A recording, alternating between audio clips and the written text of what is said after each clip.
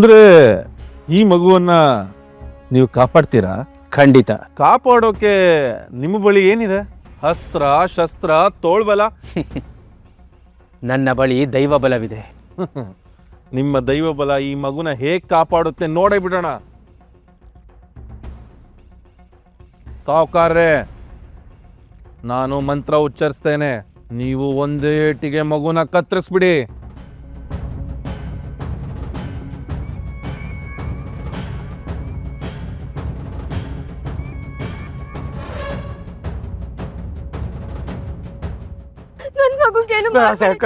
ನನ್ನ ಮಗುಗೇನು ಮಾಡ್ಬೇಡಿ.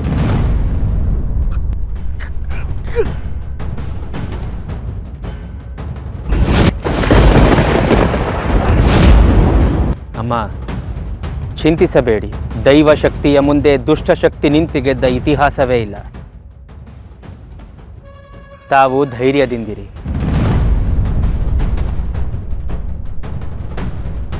ನಿಮ್ಮ ಪ್ರಯೋಗವನ್ನು ಮುಂದುವರಿಸಿ ತಂತ್ರಿಗಳೇ.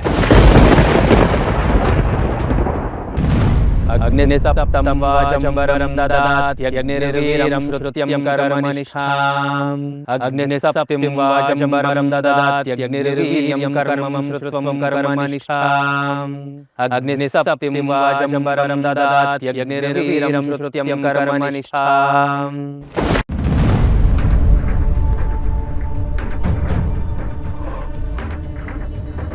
ಅಯ್ಯೋ ಅಯ್ಯೋ, ಉರಿ ಉರಿ ಉರಿ, ಅಯ್ಯೋ ಉರಿ.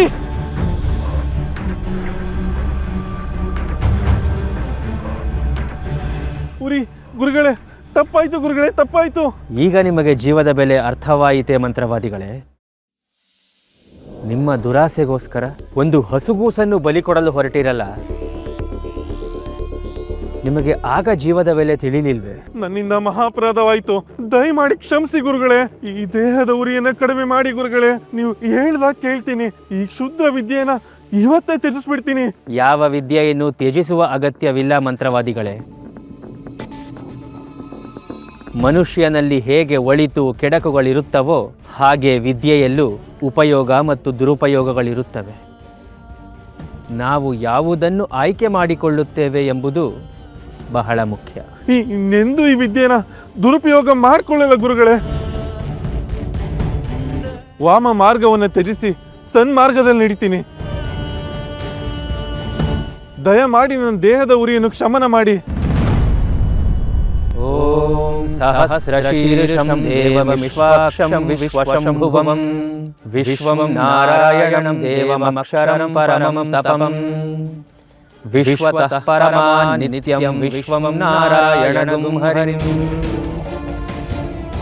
ಓಂ ಶಾಂತಿ ಶಾಂತಿ ಶಾಂತಿ. ಗುರುಗಳೇ ಗುರುಗಳೇ, ನನ್ನ ದೇಹದ ಉರಿ ಶಮನವಾಯ್ತು, ಶಮನವಾಯ್ತು. ನೀವು ಸಾಮಾನ್ಯರಲ್ಲ, ಮಹಾಮಹಿಮರು, ಮಹಾಮಹಿಮರು.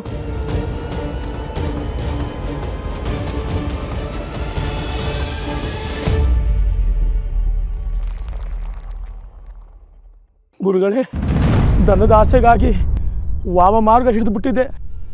ನಿಮ್ಮಿಂದ ನನ್ನ ಕಣ್ ತೆರೀತು. ದಯವಿಟ್ಟು ನನ್ನ ಕ್ಷಮಿಸ್ಬಿಡಿ ಗುರುಗಳೇ, ದಯವಿಟ್ಟು ನನ್ನ ಕ್ಷಮಿಸ್ಬಿಡಿ. ಕ್ಷಮಿಸಬೇಕಾದ್ದು ನಾವಲ್ಲ ಧನಿಗಳೇ, ನಿಮ್ಮಿಂದ ಚಿತ್ರಹಿಂಸೆಗೊಳಗಾದ ಈ ಮಹಾತಾಯಿ. ಪಾಪದ ಕೆಲಸ ಮಾಡಕ್ಕೆ ಹೋಗಿ ನಿನ್ನ ತುಂಬ ಗೋಳಿಕೊಂಬಿಟ್ಟೆ ತಾಯಿ. ದಯವಿಟ್ಟು ನನ್ನ ಕ್ಷಮಿಸ್ಬಿಡು. ನಾನಿನ್ನೆಂದೂ ಕುಡಿಯೋದಿಲ್ಲ ಗುರುಗಳೇ, ಇನ್ನೆಂದಕ್ಕೂ ಕುಡಿಯೋದಿಲ್ಲ.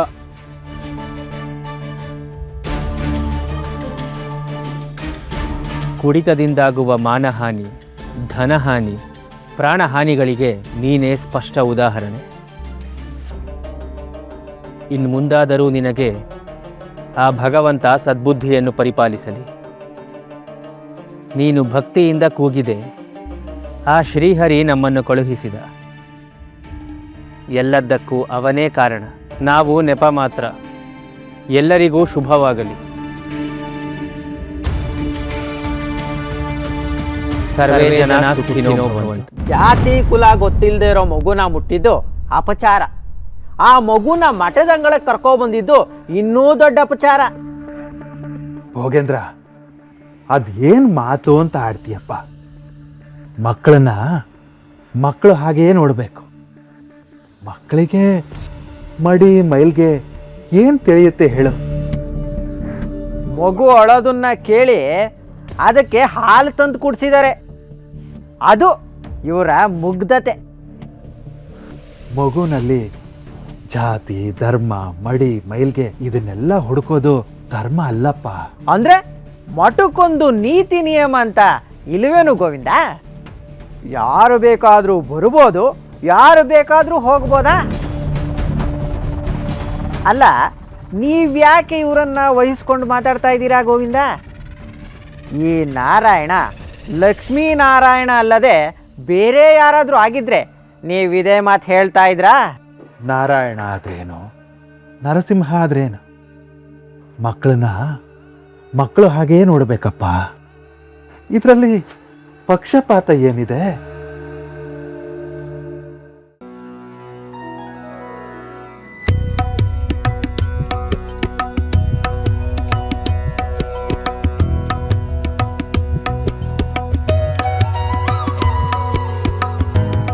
ನನ್ನಿಂದ ಮಹಾಪರಾಧವಾಯಿತು, ದಯಮಾಡಿ ಕ್ಷಮಿಸಿ ಗುರುಗಳೇ. ಅನಾಥ ರಕ್ಷಕ, ಆಪದ್ ಬಾಂಧವ, ಕರುಣಾ ಸಾಗರನು ನೀವು ರಾಘವೇಂದ್ರರೇ. ನಿಮ್ಮ ಮಹಿಮೆ ಅಪಾರ. ನಿಮ್ಮ ಕರುಣೆಯ ಕೈಗಳು ಜಗದಗಲ ಮುಗಿಲಗಲ ಚಾಚಲಿ. ಇದೇ ನಮ್ಮ ಹಾರೈಕೆ.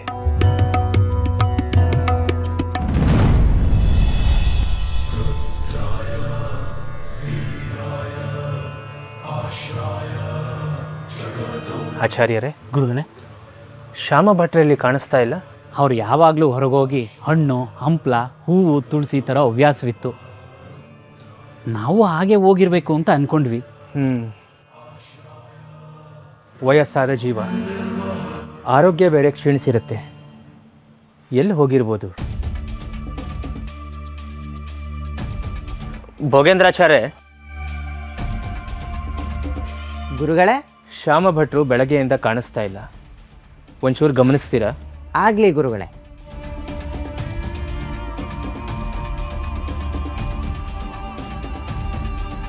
ವಯಸ್ಸಾದ್ಮೇಲೆ ತೆಪ್ಪಗೆ ಹಾಕಿದ್ದನ್ನ ಉಂಡ್ಕೊಂಡು ತಿನ್ಕೊಂಡು ಬಿದ್ದಿರಬೇಕು. ಅದನ್ನು ಬಿಟ್ಟು ಗುರುಗಳನ್ನ ಮೆಚ್ಚಿಸೋ ಸಲುವಾಗಿ ಹೊರಗೋಗಿ ಕಾಡೆಲ್ಲ ಸುತ್ತಿ ಕಾರೆ ಹಣ್ಣು, ಬೋರೆ ಹಣ್ಣು, ನೇರಳೆ ಹಣ್ಣು, ಮಾವಿನ ಹಣ್ಣು ಅಂತ ಎಲ್ಲ ಸಿಕ್ಕಿದ್ದನ್ನ ತಂದು ತಂದೆ ಮಗನ ಮುಂದೆ ಸುರಿಯೋದು. ಆಚಾರ್ಯರೇ, ಗುರುಗಳು ಚಿಕ್ಕ ಮಗು ಇದ್ದಾಗಿಂದಲೂ ಶ್ಯಾಮ್ ಭಟ್ರು ಎತ್ತಾಡಿಸಿದ ಜೀವ ಅದು. ಅವರು ಹಣ್ಣು ಹಂಪಲು ತಂದುಕೊಟ್ರೆ ನೀವು ಯಾಕೆ ಹುರ್ಕೊತೀರಾ? ಉರಿ ಆದರೆ ನೀನೇನು ಬಂದು ಗಂಧ ಹಚ್ತೀರಾ ಗೋವಿಂದ? ನಿಮ್ಮ ಕೆಲಸ ಎಷ್ಟಿದೆಯೋ ಅಷ್ಟು ಮಾಡ್ಕೊಂಡು ಹೋಗಿ ಗೋವಿಂದ.